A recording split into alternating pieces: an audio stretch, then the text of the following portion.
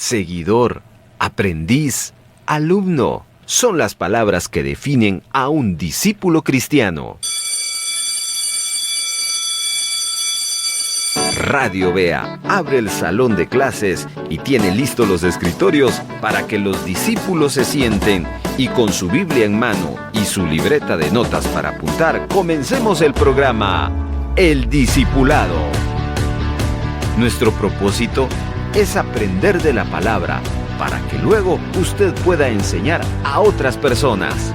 Ahora, vámonos con el equipo de producción porque ellos están listos para presentar el Discipulado. Bienvenidos. Salmo 78, versículo número 1 en la versión Dios habla hoy. Pueblo mío, atiende a mi enseñanza, inclínate a escuchar lo que te digo. Voy a hablar por medio de refranes, diré cosas que han estado en secreto desde tiempos antiguos. Lo que hemos oído y sabemos y nuestros padres nos contaron.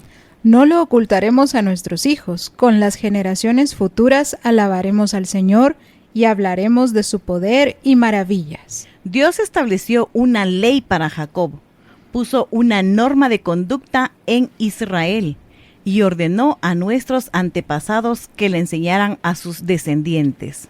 Para que la conocieran las generaciones futuras, los hijos que habían de nacer, y que ellos, a su vez, la enseñaran a sus hijos.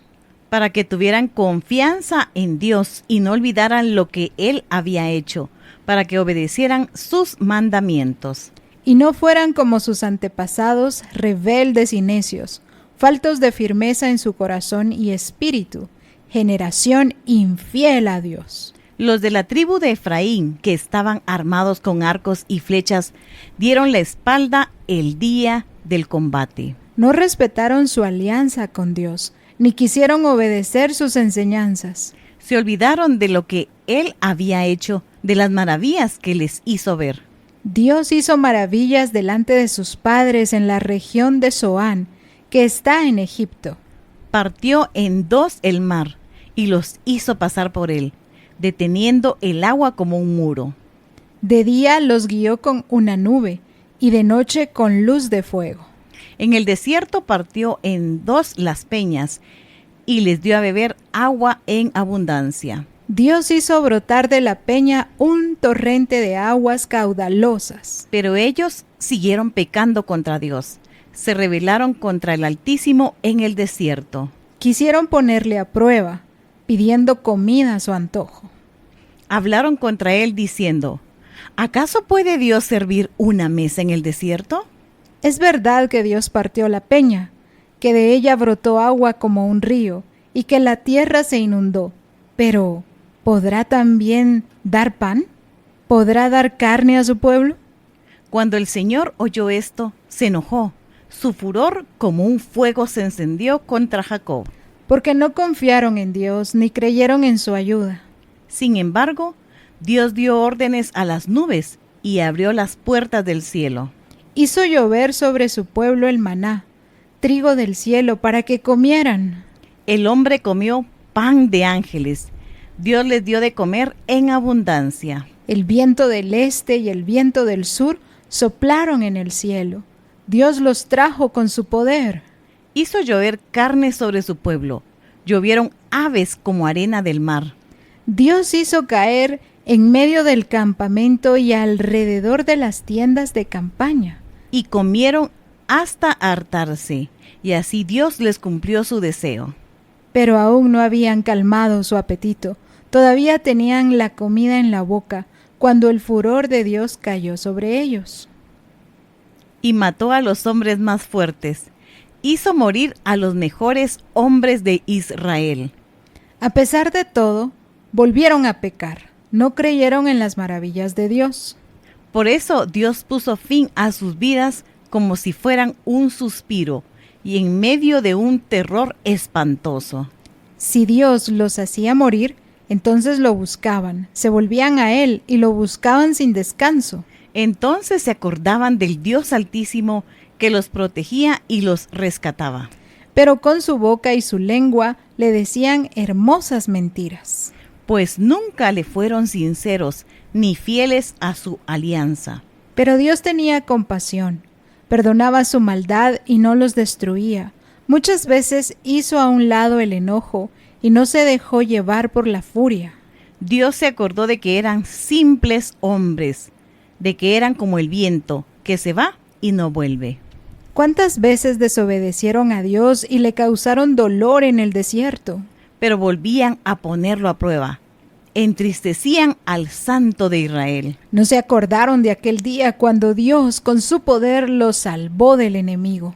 Cuando en los campos de Zoán, en Egipto, hizo cosas grandes y asombrosas. Cuando convirtió en sangre los ríos y los egipcios no pudieron beber de ellos. Mandó sobre ellos tabanos y ranas, que todo lo devoraban y destruían.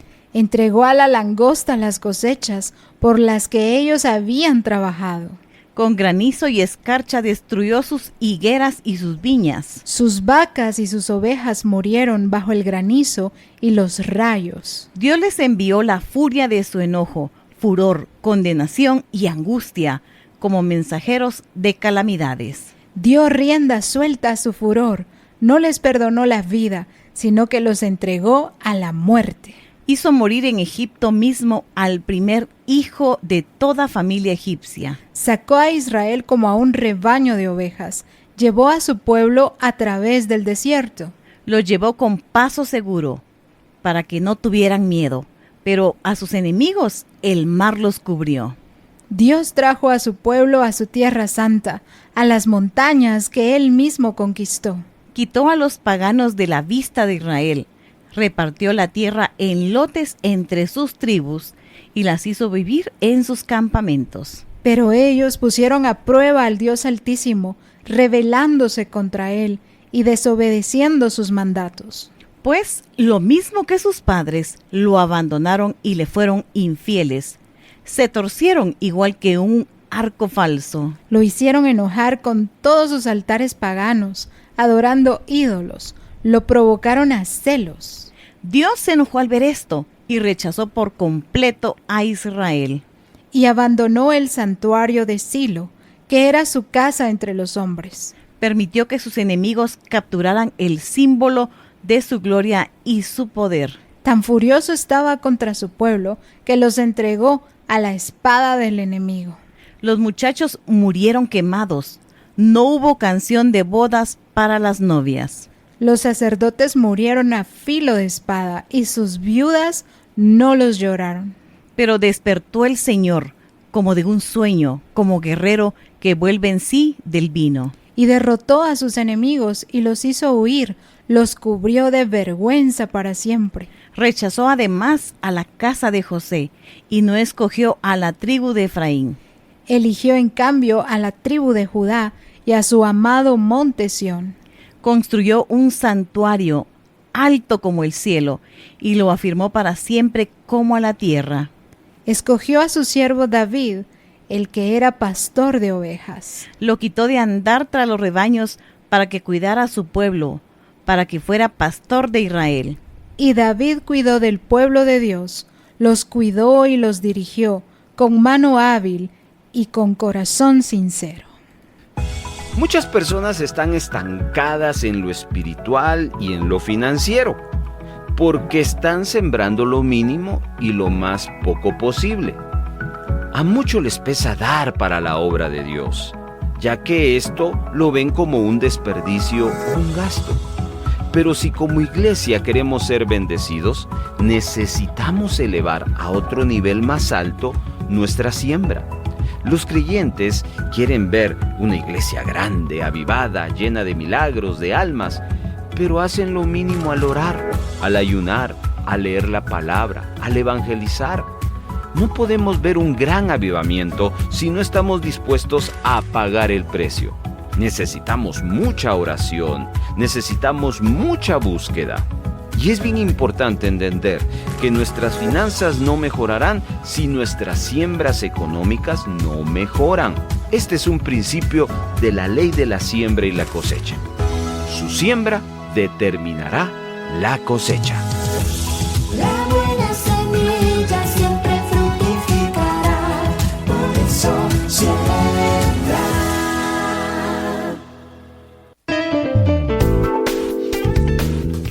Qué bueno que esté acompañándonos en este programa. Hoy estamos aperturando nuestro penúltimo día de transmisión de la tercera temporada. Penúltimo día donde vamos a estar compartiendo nuestro penúltimo salmo a estudiar. Ya son 20 semanas y la próxima 21 semanas de estar hablando de los salmos. Y se dan cuenta, relativamente ni siquiera llegamos al 50% de los 150 salmos. Entonces, ¿por qué cambiamos? Claro, creo que va a haber en otra temporada la oportunidad de retomar el libro de los salmos. Eso es porque estoy seguro que lo que viene y que la próxima semana, si Dios nos lo permite, vamos a revelarle de qué va a consistir la cuarta temporada, que pues seguramente lo va a enganchar, como le ha enganchado a usted esta tercera temporada, el entender los salmos. Los cantamos, los leemos, pero muy pocas veces los hemos llegado a entender. Y este programa del discipulado pues se ha prestado para ir un poquito más allá de la lectura que solemos hacer, ir un poquito más allá de los cantos que sabemos de memoria, pero ¿por qué dijo David esto? ¿Por qué dijo Asaf esto? ¿Por qué dijo Moisés esto? ¿Por qué dijeron los hijos de Coré esto? Bueno, hoy tengo el gusto entonces de compartir con ustedes este discipulado con el equipo completo. Esther Torres, buenas tardes. Evelyn Díaz. Ellos forman parte del equipo de producción y vamos a entrar entonces a este estudio. Vamos a ir de lleno. Ya se dieron cuenta que el capítulo es extenso. De hecho, ¿sabían ustedes que el Salmo 78 es el segundo capítulo o es el segundo salmo más largo? El más largo es el Salmo 119, 176 versículos, si no estoy mal. Pero luego el Salmo 78 lo secunda ¿con cuántos versos? 72 versículos. Entonces, tenemos esa oportunidad. De hecho, desde ya quiero invitarle a que la próxima semana, en el último capítulo de Entendiendo los Salmos, vamos a estudiar el Salmo 119. ¿Cómo lo vamos a hacer? No lo sé todavía, pero lo vamos a hacer. Así que el cierre va a ser muy fenomenal con los dos salmos más largos de la Biblia. Arranquemos entonces con el Salmo 78. Detalles antes de entrar al bosquejo. Primero, este es un salmo escrito por Asaf. Asaf era un músico de David, uno de los principales músicos, cuando él organizó la orquesta, el coro, el ministerio, como usted quiera llamarlo, y puso ahí a Asaf. Asaf no solo era músico, era profeta o vidente, como se le conocía. Y Dios lo utilizó para escribir algunos salmos. En la temporada 3 estudiamos ya un salmo de él, el Salmo 71, el cual usted lo puede buscar en nuestras redes sociales. Pero ahora vamos a tocar este Salmo 78. Otro detalle es que a este salmo se le conoce como un masquil. Masquil. ¿Y qué significa masquil? Masquil es una palabra hebrea, el cual se puede traducir como un salmo didáctico, o un salmo de enseñanza, o un salmo de reflexión, o en este caso se suma un cuarto concepto, un salmo histórico. Lo que ustedes leyeron y escucharon en las voces de Evelyn y de Esther fue prácticamente el Pentateuco, quitando el Génesis. Lo que nuestras hermanas leyeron y lo que está escrito en el Salmo 78 es el Éxodo, Levítico, Números, Deuteronomio y Josué. Solo que bien, pero bien condensado en casi 70 versículos, porque los primeros dos son una introducción, ¿ya? Entonces tengo aquí varios apuntes que voy a hacerlos literales porque valen la pena desarrollarlo. El propósito de Asaf es tomar como ejemplo las experiencias históricas del pueblo de Israel para llevar al lector a reflexionar sobre lo que actualmente podemos estar viviendo. Ustedes saben, y lo vamos a enfatizar en el desarrollo del estudio, que el pasado es útil. Por ahí alguien puede decir, hay que olvidarse del pasado. De hecho, hay una escritura que Pablo escribe en el Nuevo Testamento que dice, yo olvido lo que queda atrás.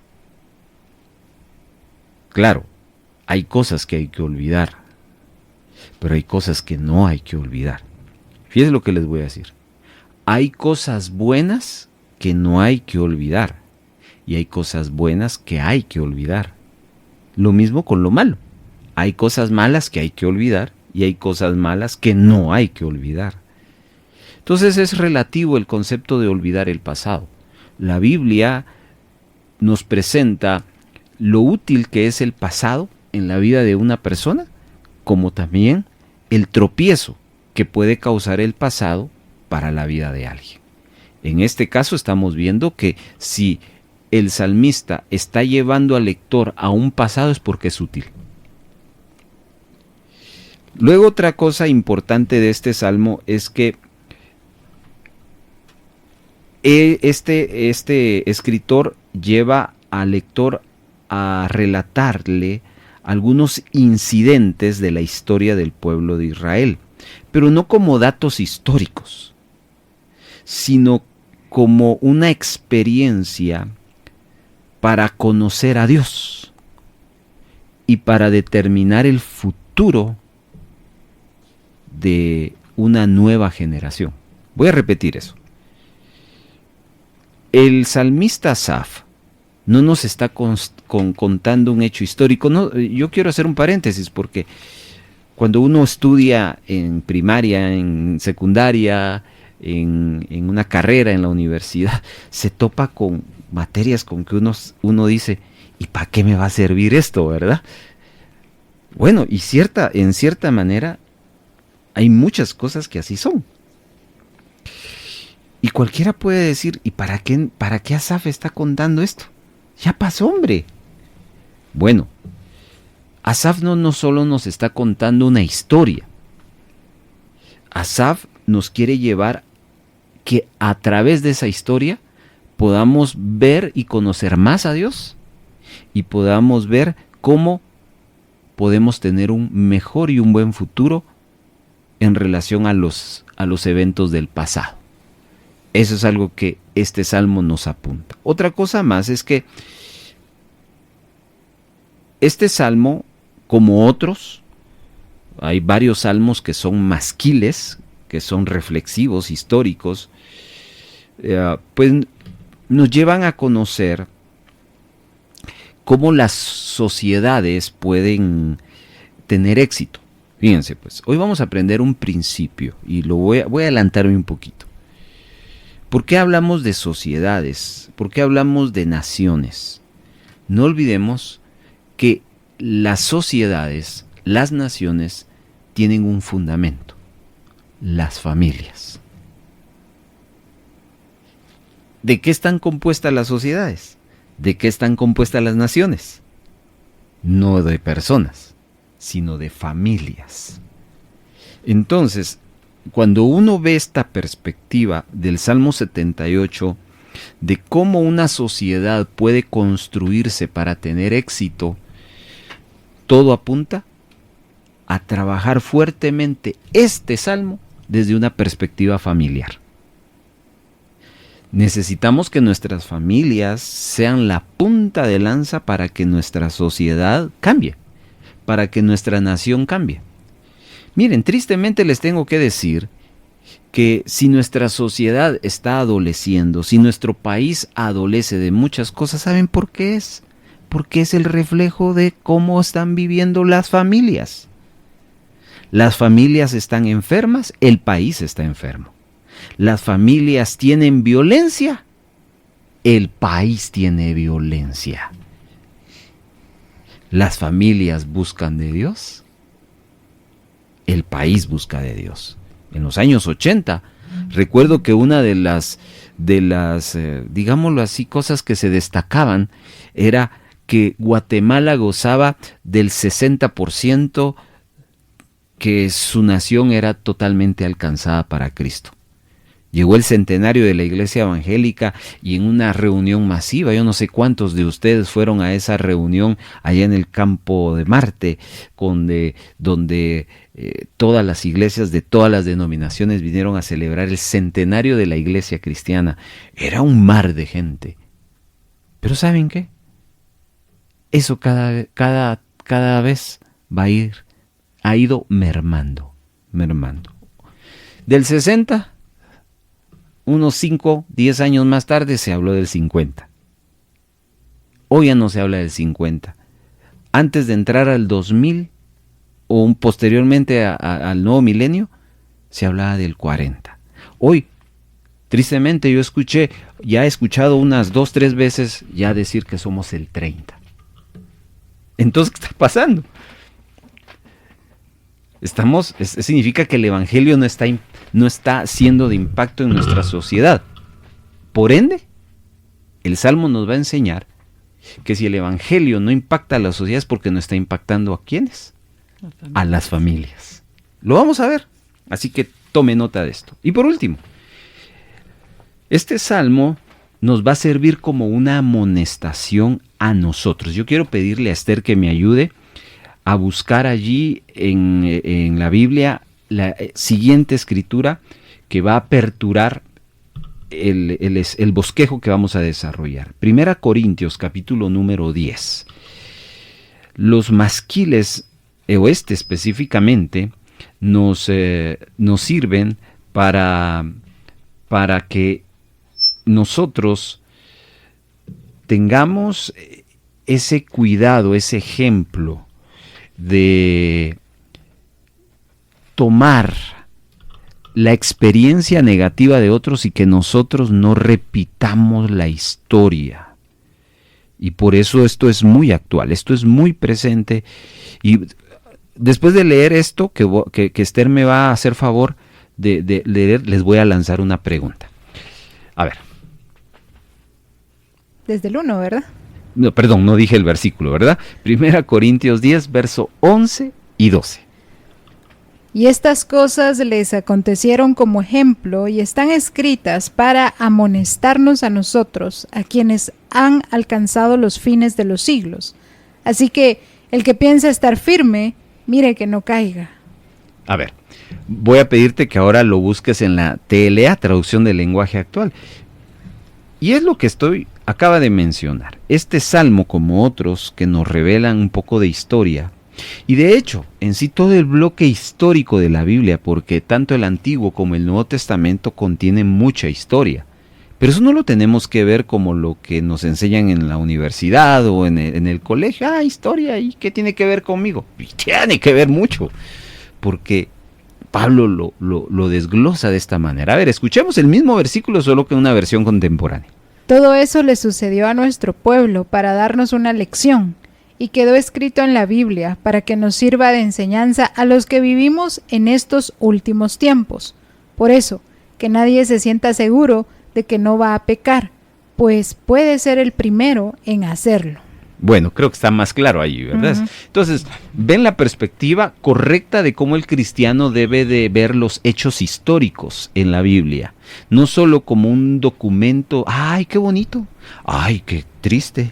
¡Ay, qué impactante! No, sino como una llamada de atención. En otro aspecto podríamos decir, ¿no será que estoy cayendo en lo mismo? ¿No será que estamos haciendo lo mismo? ¿Será que hemos mejorado a diferencia de la experiencia de estos personajes en la Biblia? Bueno, ahí a cada uno tendrá que hacer su medición. Entonces, vamos, después de este pequeño corte, vamos a entrar al bosquejo, pero voy a lanzar una pregunta, les dije, ¿verdad? A ver, muy honestamente, con Esther y con Evelyn, y usted en casa, pues obviamente también para ustedes son esta pregunta. A ver, Evelyn y Esther me van a mover la cabeza si es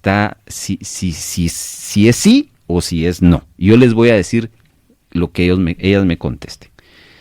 A ver, de ustedes dos, ¿se saben los nombres de sus abuelos? ¿Sí, Evelyn? No. A ver, Evelyn, ¿te sabes los nombres de tus bisabuelos? No.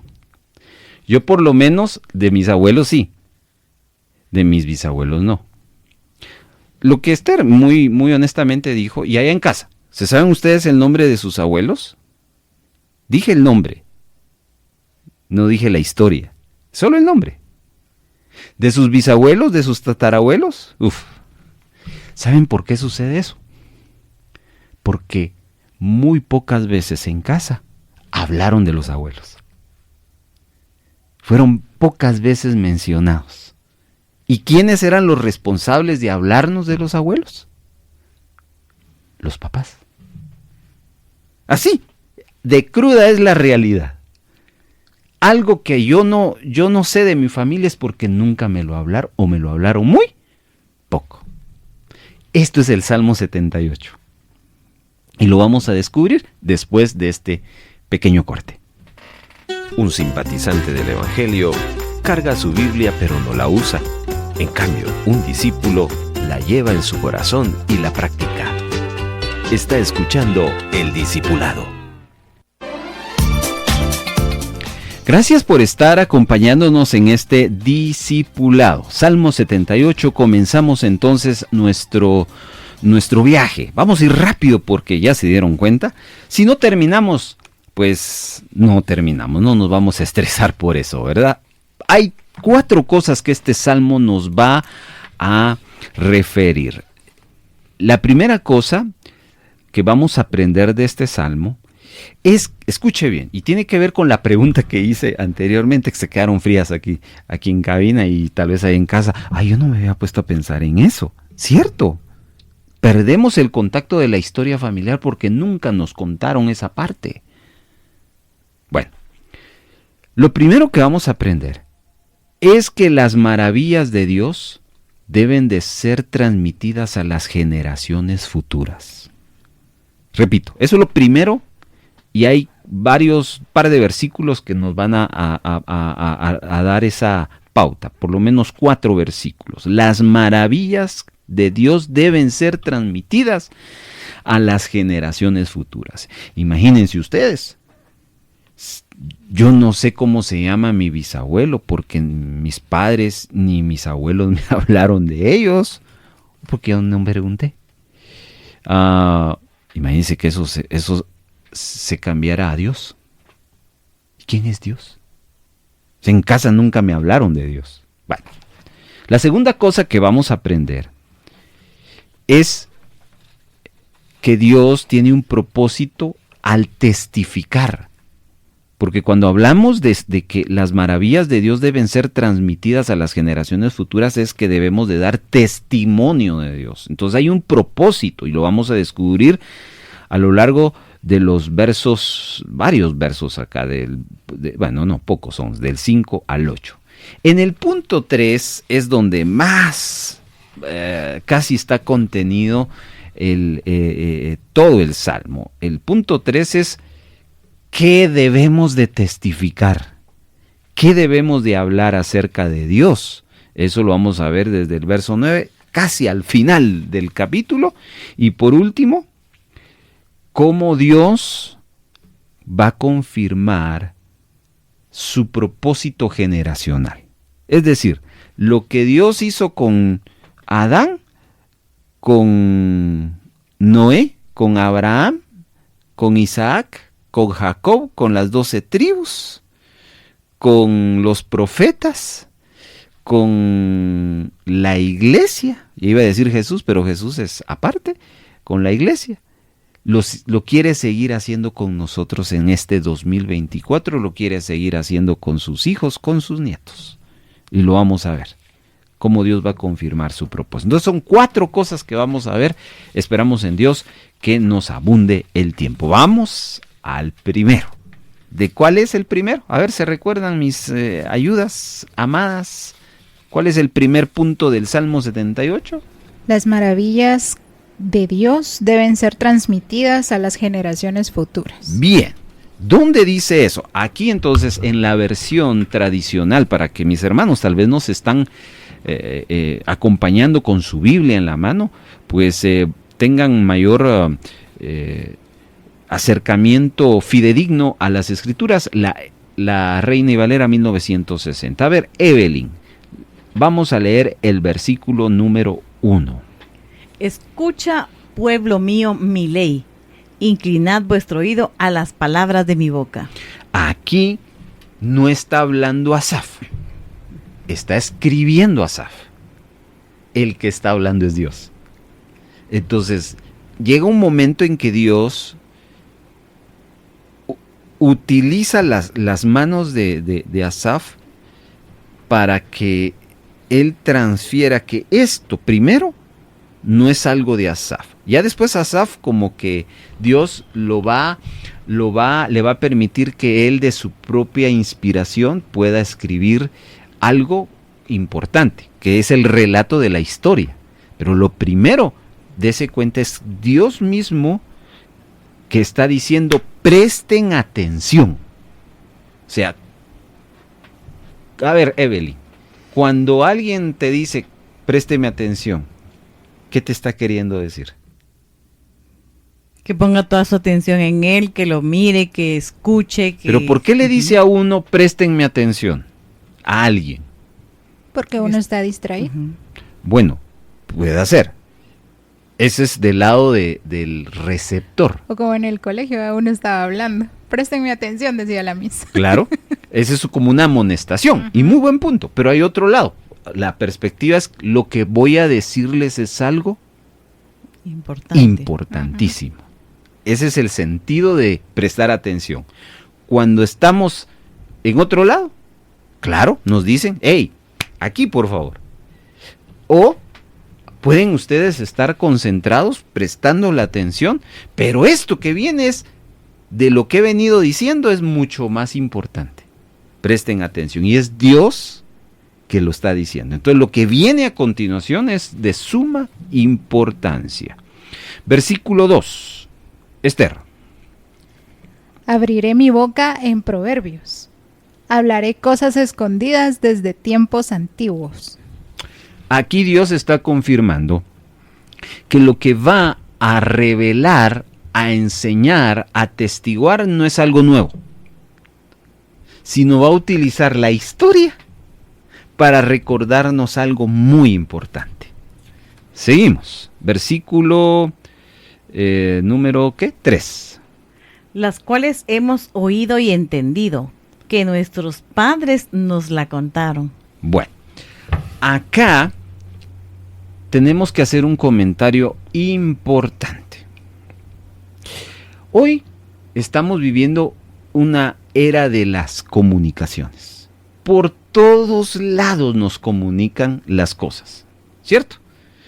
Usted sale de su casa, va a ver un rótulo ahí, va a ver una pancarta ahí y le va a dar un anuncio.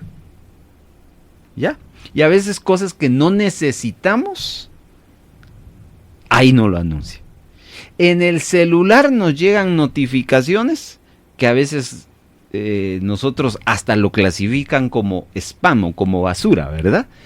Porque nos llegan notificaciones. Hoy si hay algo que en este tiempo los seres, la humanidad recibe es comunicación.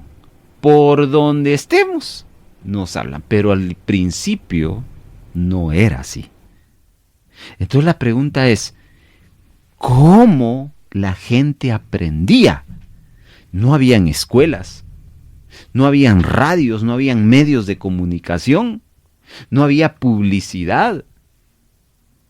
La respuesta es la familia. Ese era el centro de orientación, de educación. Pero había un método que era infalible y que debería de mantenerse, pero se ha perdido. Y es el testimonio oral. ¿Qué es eso de testimonio oral? Es que yo como padre le contaba a mis hijos la obra de Dios. Como, por ejemplo, los israelitas en la época de Moisés en Egipto sabían que era el pueblo de Dios. ¿Cómo es que ellos sostenían la idea de que un día ellos iban a tener su propia tierra? Alguien les debió haber enseñado sobre Abraham, sobre Isaac y sobre Jacob. Ellos no tenían Biblia, no habían documentos, todo circulaba por la transmisión oral. Lo que antes se hablaba no eran chismes, lo que antes se hablaba era enseñanza útil, enseñanza que trascendía de generación en generación. Era la única manera como en un hogar, en una familia, se garantizaba que las cosas buenas pudieran trascender. Y estamos hablando de generaciones en generación, cuarta, quinta, décima generación, así aprendieron. No habían maestros, no habían libros, era la pura transmisión oral, o como dice el Salmo, el testificar, el que ellos oigan y que ellos entiendan. A ver, léeme otra vez el verso 3. Las cuales hemos oído y entendido, que nuestros padres nos las contaron. Vaya, miren aquí, Dios nos está hablando a los que somos padres. Porque los padres en este tiempo no están transmitiendo las cosas a sus hijos. Les hablan de cualquier tema, les hablan del fútbol, les hablan del clima, les hablan de los incendios, les hablan de cualquier cosa, pero muy rara vez un padre está trasladando el testimonio de vida a sus hijos. Por eso es que dentro de las generaciones el evangelio se pierde. No llega a los nietos, bisnietos, tataranietos, porque se deja de hablar. ¿Saben qué hacen ahora? ¿Cuál es el método? Que la iglesia lo enseñe. Que en la radio hoy, abrite el YouTube, el Facebook. Ellos son los que tienen que trasladarte el testimonio de Dios. No, eso es antibíblico. Si regresamos a la esencia, ¿cómo sobrevivió el testimonio del poder de Dios desde Adán hasta... Miren, fíjense que hoy estaba grabando un poco de la historia de la iglesia y me encontré un dato. Que en el libro de los Hechos, en el año 68 después de Cristo, es que aparece el primer texto bíblico. En el año 68, ya como Biblia. Claro, ya habían manuscritos proféticos, etcétera, pero esos eran solo para los sacerdotes. De ahí, repito, toda esa, desde Adán hasta que aparecieron.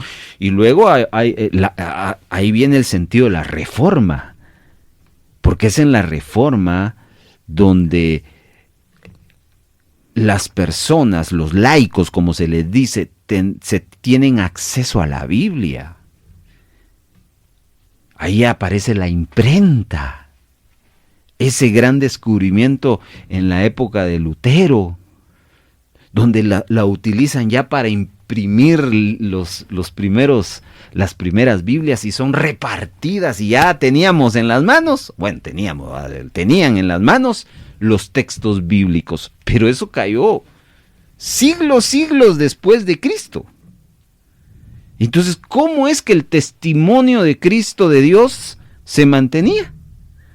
Puro testimonio oral del Padre al Hijo, del Padre al Hijo, y del Hijo al otro Hijo, y del Hijo al otro Hijo. Increíble. Y eso es lo que nos está hablando Asaf en este salmo. Bueno, hay mucho más que, a ver. Viene a mi mente la imagen de los padres o de los abuelos, ¿verdad? Sentados y los niños alrededor y los padres o los abuelos contándoles y hablándoles. Pero usted decía algo muy importante que se me quedó en la mente. Es la etapa de la comunicación. O sea, es mucha más comunicación. En todos lados, como usted dice, recibimos mensajes, pero ¿y en la familia? Ahí los hacen, como dicen, memes, donde llegan a visitar a los abuelos y dicen, bueno, abuelita, te venimos a visitar, y todos están en la mesa y con el celular, y la abuelita callada, y de repente ya se van, bueno, y venimos otro día. Y es cierto, ¿qué comunicación hay, verdad? Alguien decía, aparatos inteligentes, pero que están haciendo a las personas de otra manera. Los embrutecen, ¿verdad? Exacto, no lo quise decir, pero así es. Bueno, ahí está sumando a la idea. Hay una película, la película de Jesús, la tradicional, la del Evangelio de Lucas, que empieza con una figura de transmisión oral. Uh-huh. No sé si ustedes las han visto. Sí. Arranca así la película, un anciano con alrededor, no sé si son sus nietos, seguramente que sí, pero hay un montón de niños escuchando al anciano, y el anciano relatando la historia de David, de Salomón, y de repente ahí entra, ese es el cue de la película, ¿no? Ahí entra ya Jesús y su nacimiento. Entonces viene a mi mente que esa era la modalidad, que las familias se sentaban a hablar, las familias se sentaban a escuchar a los padres, a los abuelos. El punto es que hoy ni se hace una cosa, ni se sientan a hablar, y a veces no se tiene algo que decir. Porque a veces estamos más empapados de las actualizaciones del mundo, pero poco conocimiento de la palabra de Dios. Ok, sigamos avanzando porque creo que no vamos a terminar. Verso 4, Esther, algo clave acá. Si este 3 fue clave, este es más clave. No las encubriremos a sus hijos, contando a la generación venidera las alabanzas de Jehová y su potencia y las maravillas que hizo. Recordemos que Dios es el que está hablando, no es Asaf. Entonces Dios dice, hablen, cuéntenle a sus hijos. Ya en el verso 4 ya no es una invitación. En el verso 4 el tono es un mandato, una exigencia. Cuéntenle a sus hijos. Y aquí nos ponen dos peculiaridades de cómo uno puede contar la historia. Porque el final del verso 4 habla de alabanza, sus potencias y sus maravillas. ¿Cómo puedo yo testificar, hermano Carlos? Bueno, hay dos modalidades. La modalidad es hablar de lo que Dios hace. Pregunto, Esther, Evelyn, ¿será que Dios todos los días hace algo? Claro. Sí. Entonces todos los días hay algo que contar. Todo. Podríamos decir que cada instante. Vaya. Entonces, de eso hay que hablar. Porque a veces uno piensa, ay hermano, es que fíjese que la verdad es que yo no sé la Biblia. Ya, a mí me cuesta leer. No le estoy hablando de eso. De hecho, no está hablando eso el Salmo.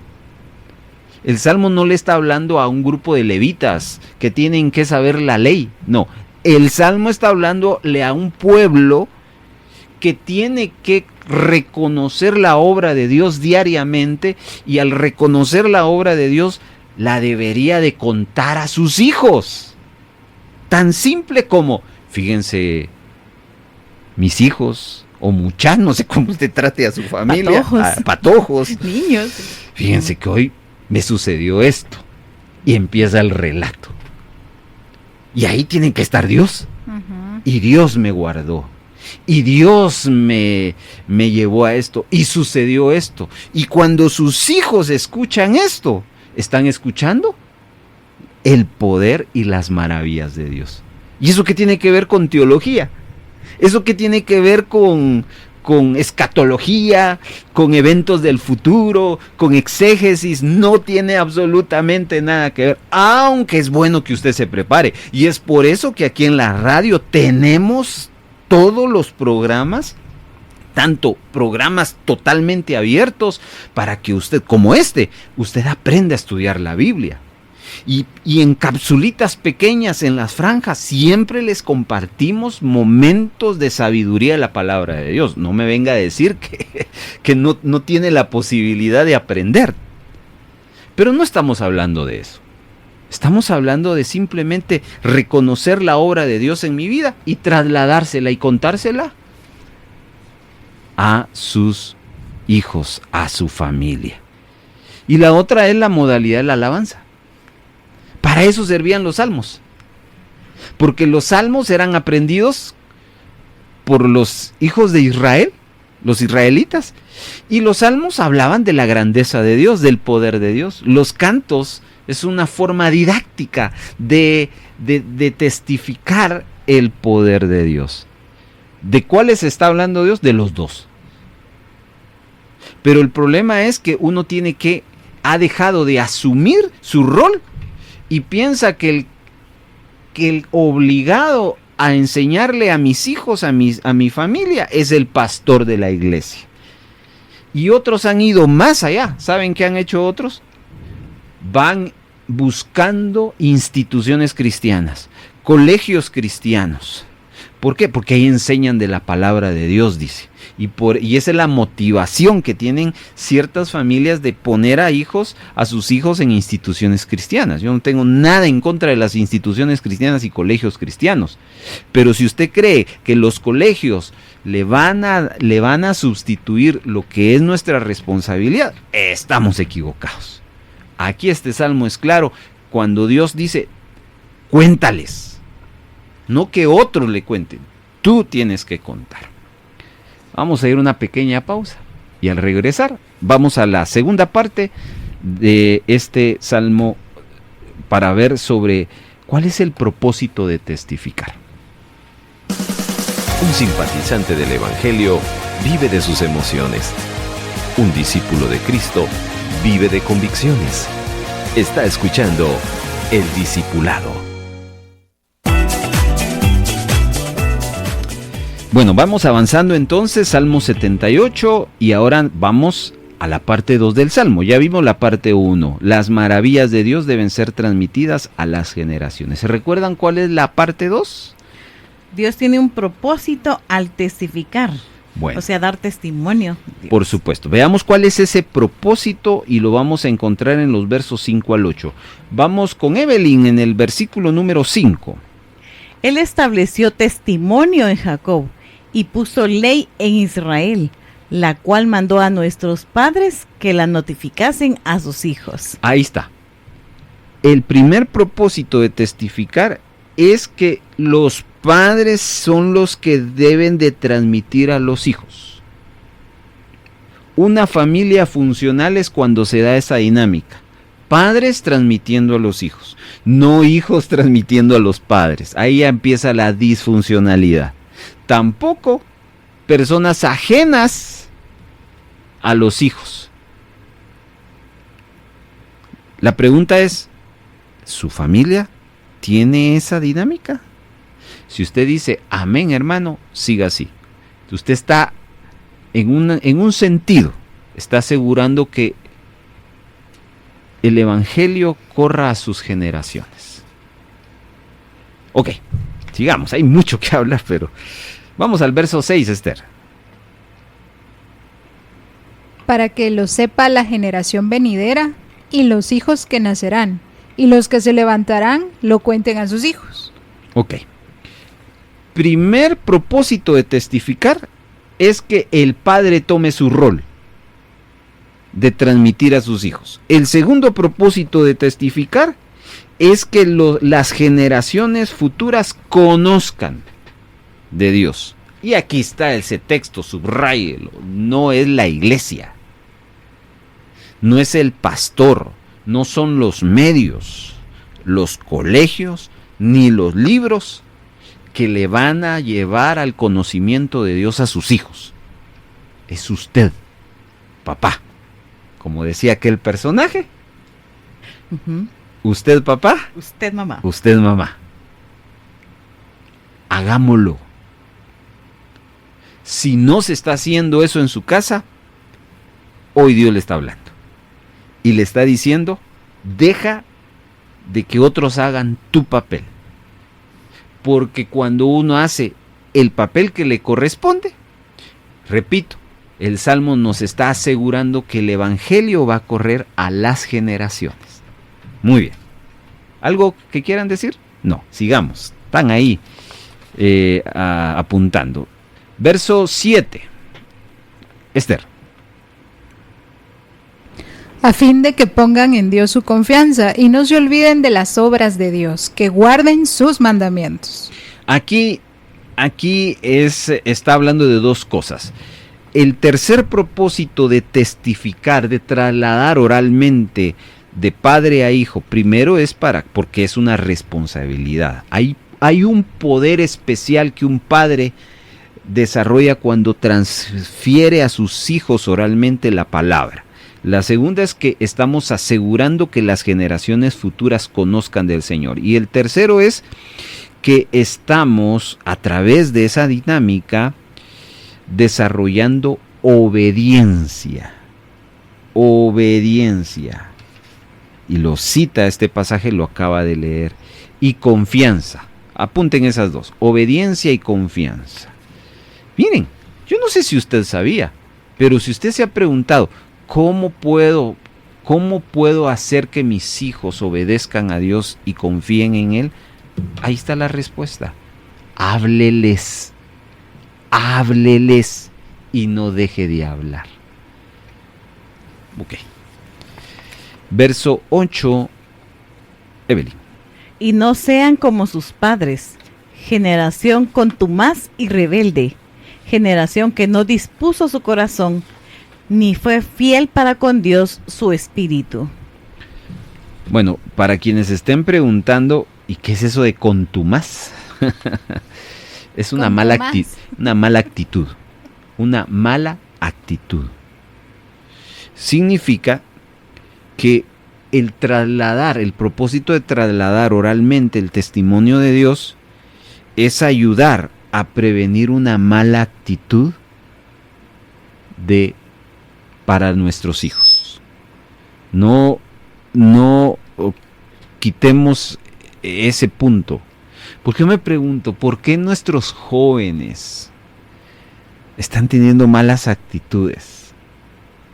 Hace unos 20, 25 años atrás, hasta ahora, se levanta una generación a los cuales, por lo menos en el círculo centroamericano, se les llama mareros, amargados, pandilleros.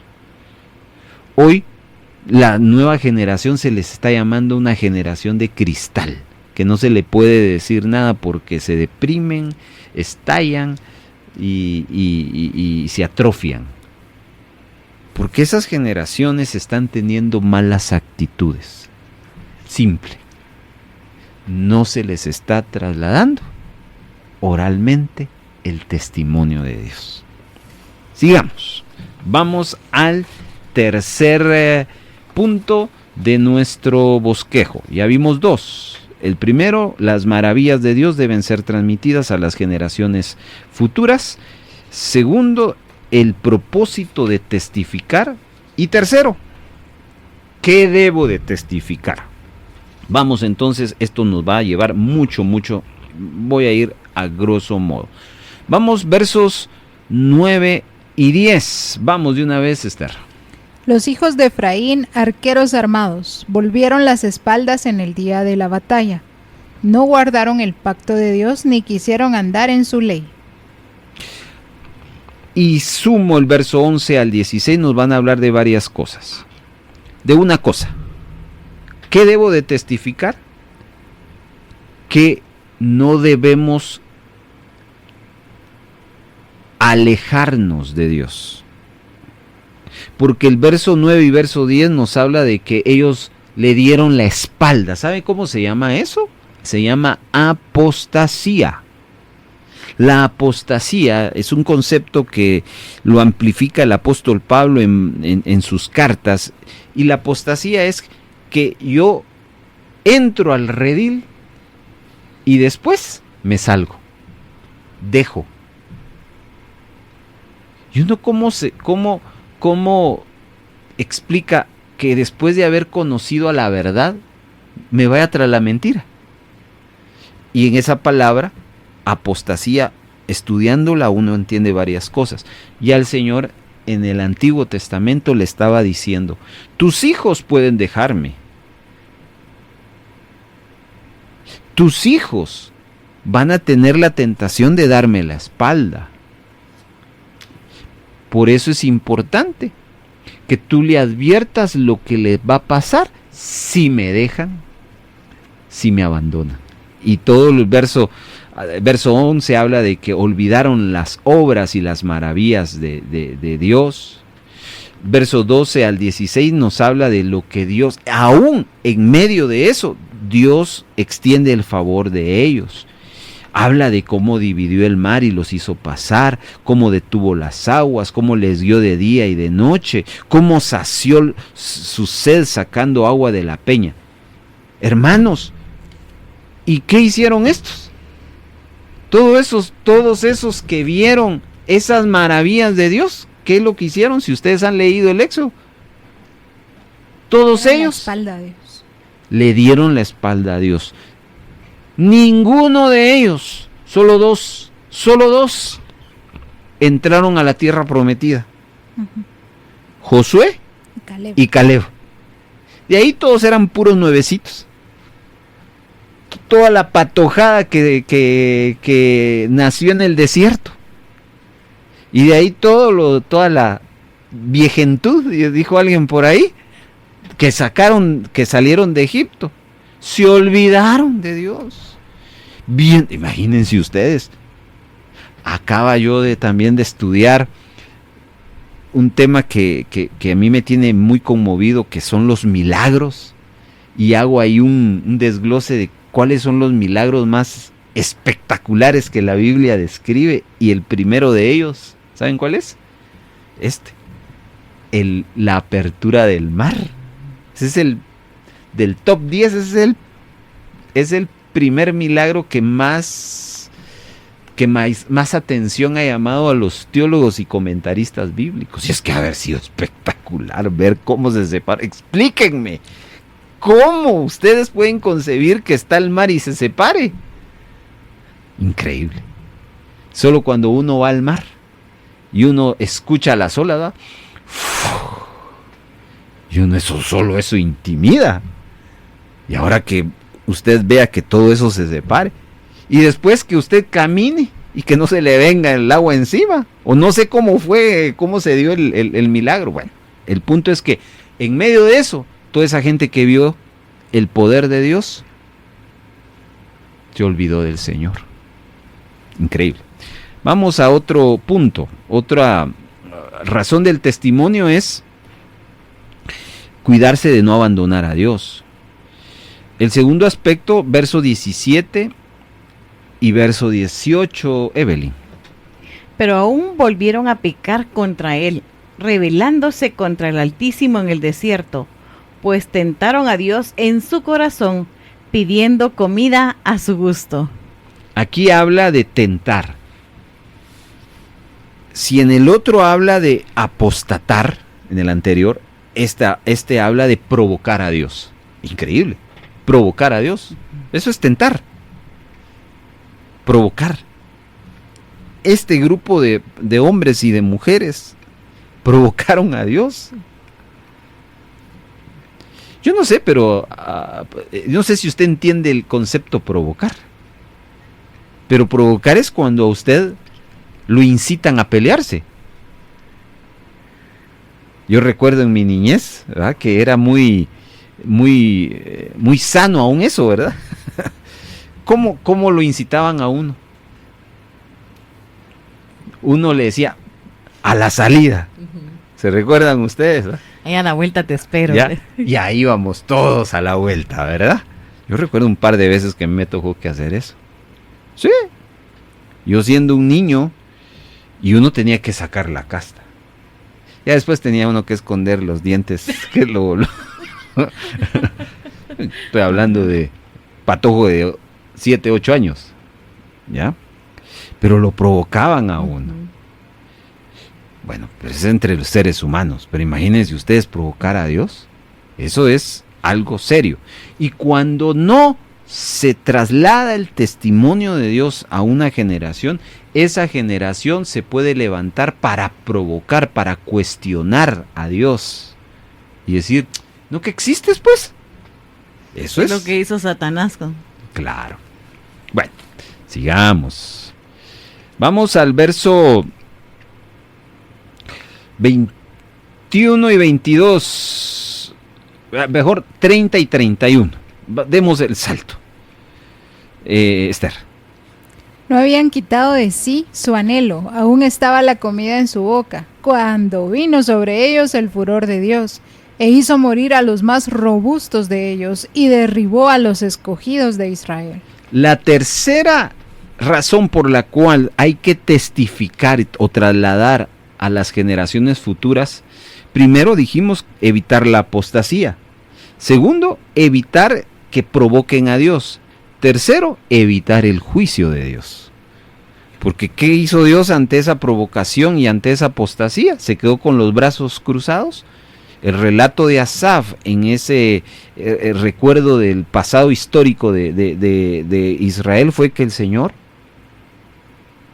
trajo juicio. Y viene a mi mente, por ejemplo, esa ocasión cuando el Señor levantó a todas esas serpientes para que picaran a los israelitas y la gente se estaba muriendo. O aquella ocasión donde se abre la tierra y los traga a todos los murmuradores. Esos fueron juicios, hay otros más, estoy tratando de recordar. ¿Por qué sucedió eso? Por lo anterior. Esa gente provocó ahí la ira, en vez de, miren cómo es eso. ¿Cómo es que alguien que solo puede responder en amor, como lo es Dios, llega un momento que respondan a ira? ¿Qué le pudieron haber hecho a alguien que solo en amor responde, pero llega un momento que a ira? Algo muy indignante. Sigamos. Vamos a verso, vamos a ver, 54-55, Evelyn. Los trajo después a las fronteras de su tierra santa, a este monte que ganó su mano derecha.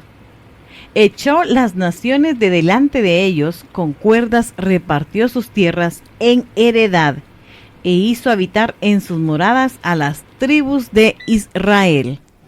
Bueno, aquí dimos un salto, estoy obviando muchas cosas porque estamos tratando de ser muy puntuales. Aquí en el anterior punto hablamos del juicio.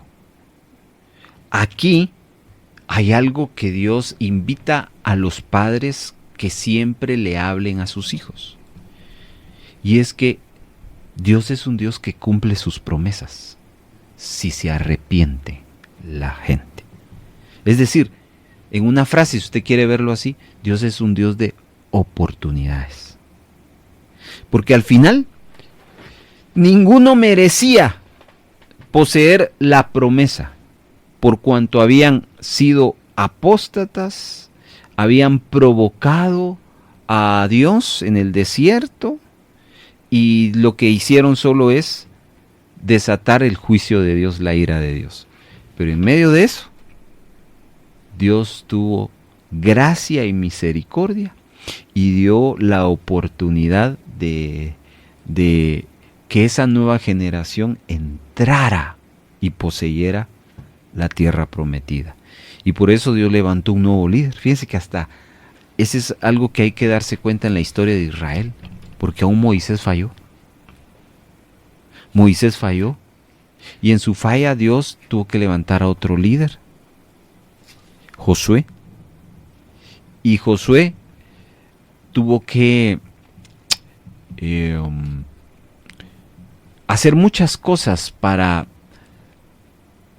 que esa nueva generación se viera cumplida la promesa de Dios. Entonces a la gente, a los hijos hay que decirles, Dios es fiel. Aún en nuestra infidelidad, Dios permanece fiel. Pero también hay que decirle y advertirles que hay juicio. Entonces noten ese equilibrio del testimonio de Dios. Un quinto aspecto, vamos con Esther. Vamos a ver, aquí estoy seleccionando, quedándome con muchos versículos, por eso valió la pena la lectura que hicieron Esther.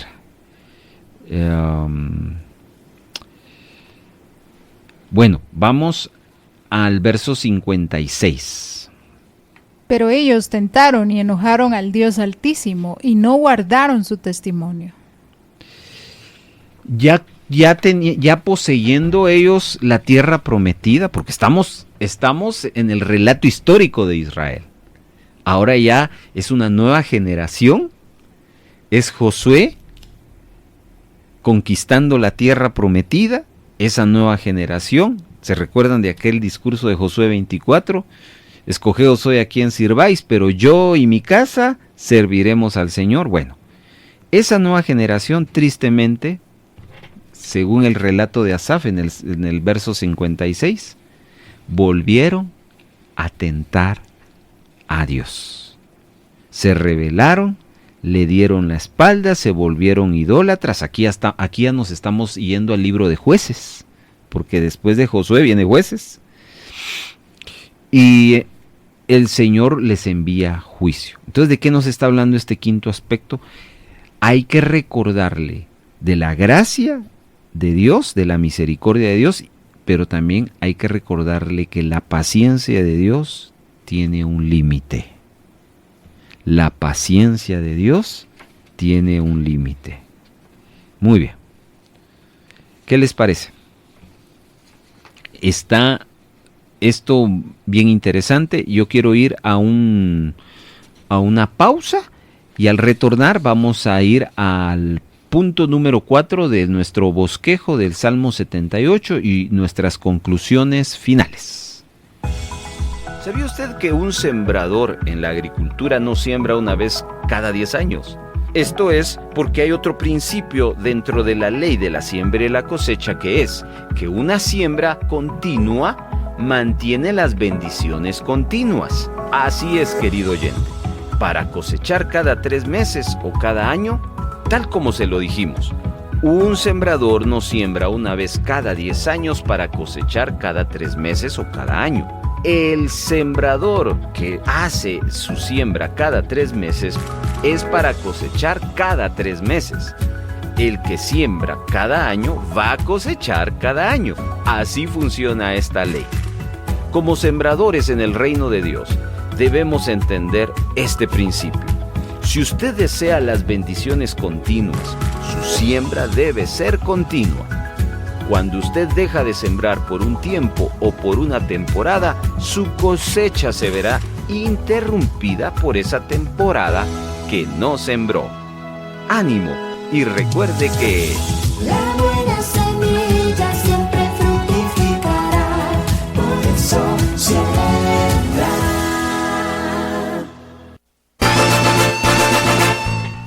el cierre del Salmo 78 lo conforman los versos 65 al 72. Y acá es que el Señor vuelve a levantar a su pueblo. Aquí este cuarto aspecto dijimos que Dios va a confirmar su propósito. Dios confirma su propósito.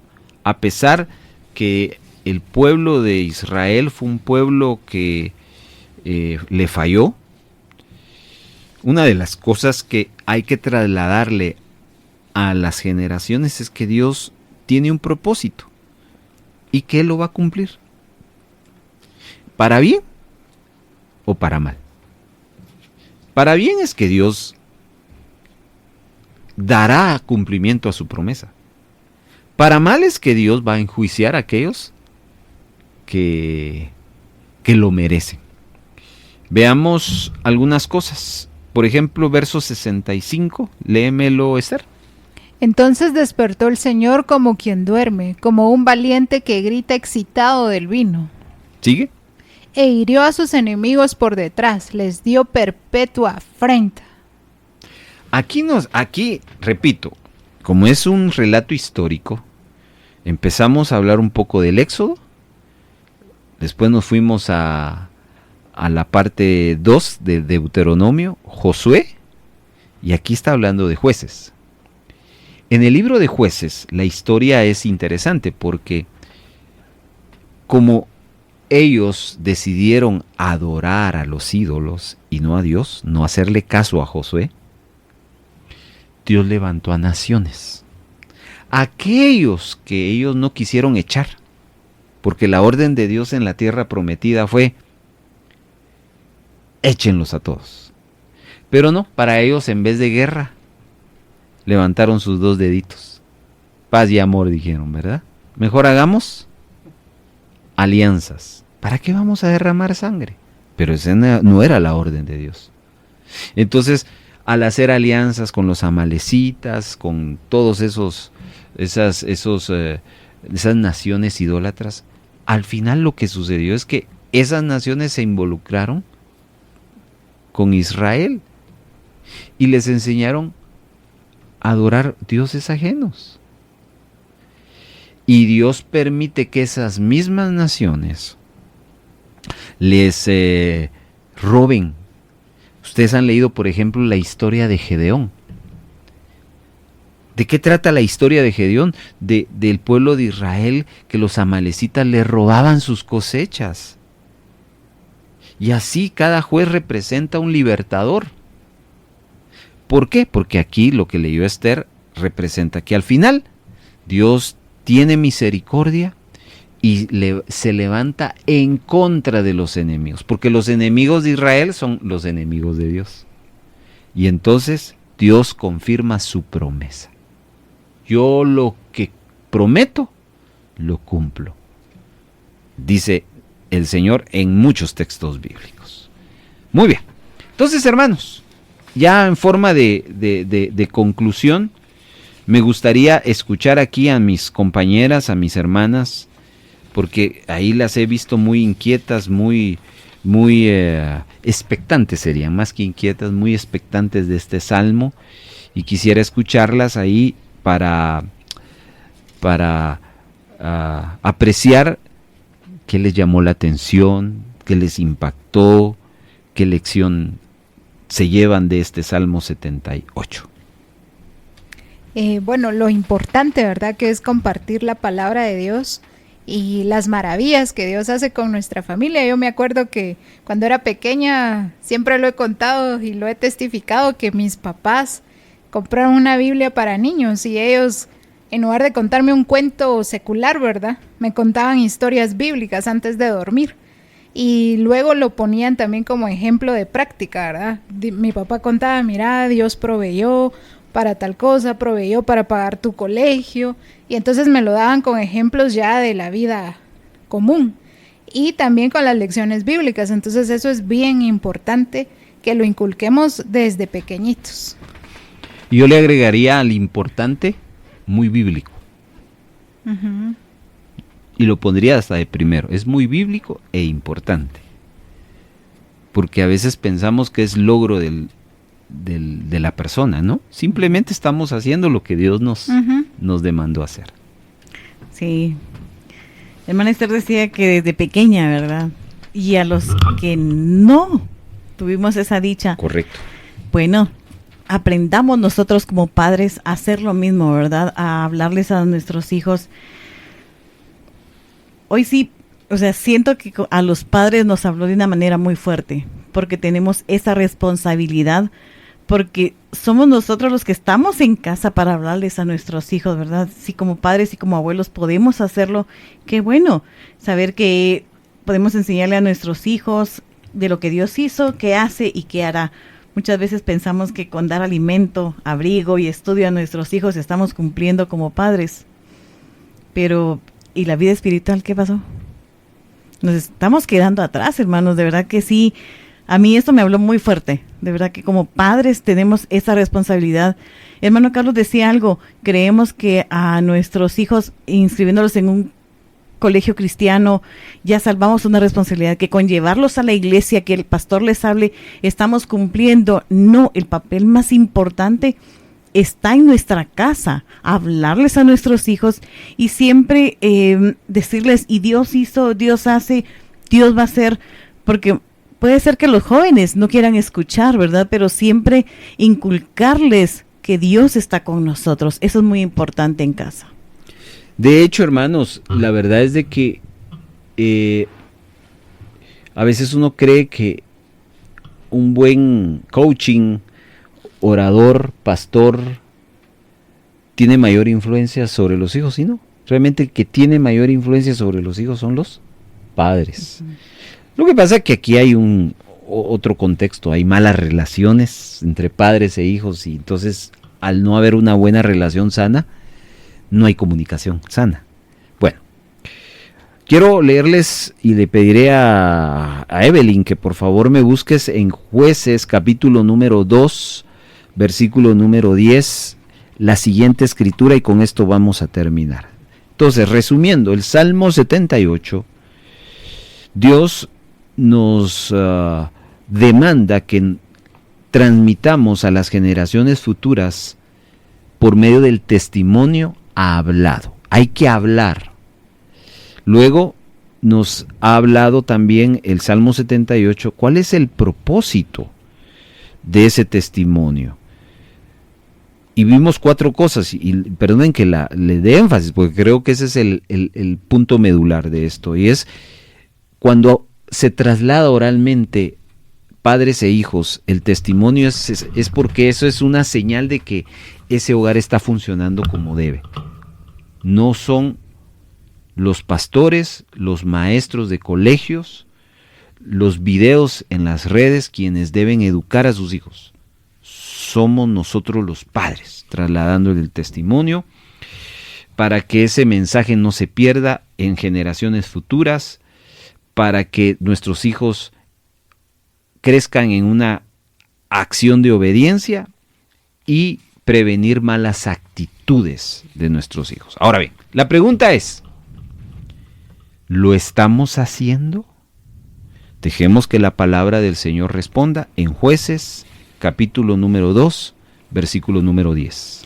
Y toda aquella generación también fue reunida a sus padres, y se levantó después de ellos otra generación que no conocía a Jehová, ni la obra que él había hecho por Israel. Bien, acá Samuel nos está relatando que hubo una generación que no supo quién era Dios. ¿Quién falló ahí? Según el Salmo 78, los padres no hablaron a los hijos de Dios. Entonces yo lancé una pregunta a mis compañeras, solo haciéndoles la comprobación de que eso es muy común en otros temas. Cuando a nosotros no nos hablan de cierto tema, desconocemos del mismo. Y si usted nos sintonizó tarde, yo les pregunté a mis compañeras, ¿saben ustedes el nombre de sus abuelos, de sus bisabuelos, de sus tatarabuelos? Y llega un momento en que uno dice, hasta ahí no llego.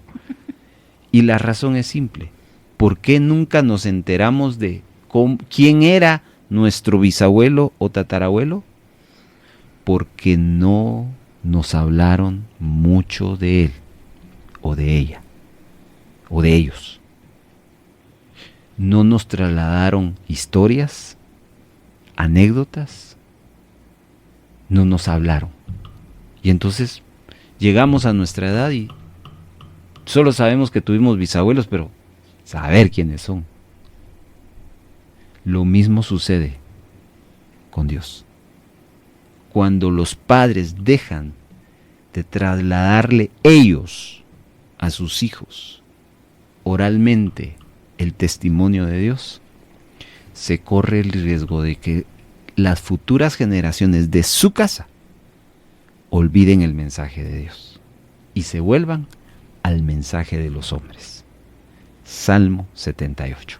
Con esto cerramos el penúltimo episodio, que será el 20, y les invitamos a que la próxima semana, a esta misma hora, en este mismo lugar que nos está escuchando, no se pierda el desenlace de nuestra tercera temporada, donde estudiaremos juntos el Salmo 119.